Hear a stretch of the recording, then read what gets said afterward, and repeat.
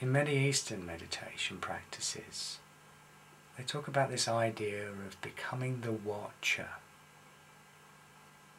Starting to see yourself not as the thoughts in the head, but as being that aware intelligence that watches the thoughts. You're here, and there's a thought, and another one, and another one. Just watching. You can choose to get involved with them. You haven't lost the ability to think, but more and more you might choose not to. You might decide that you can let go of 90% of it.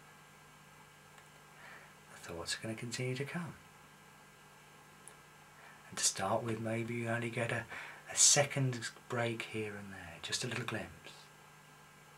But it's much more important at this stage to break that stream of thought regularly. Just keep watching.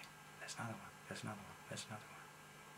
And whenever you see a thought, that thought stream is broken. And the gap gets bigger and bigger and bigger. And very quickly, you might find there's some real silent spaces for you to enjoy.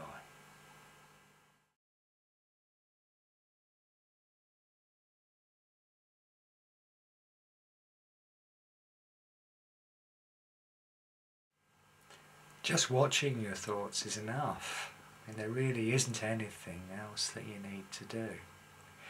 You see, just by observing your thoughts, they tend to dissolve. They don't like to be looked at, thoughts, and they retreat when you start watching. Not always. You might find if you're under a lot of stress or there's a lot of difficult things going on, that your head can be a lot noisier, and sometimes just standing back and watching isn't enough to dissolve the thoughts. The Buddhists talk about this, the mind being a chattering monkey.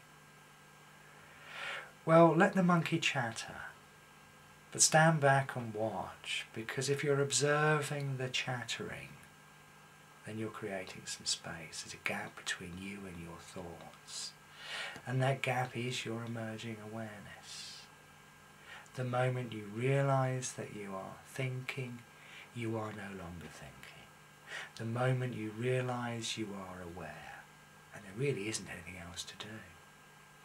You don't need to analyse the thoughts, you don't need to argue with them, you don't need to understand them, you certainly don't need to change them, because that's just more and more thinking, and there's plenty enough of that going on already.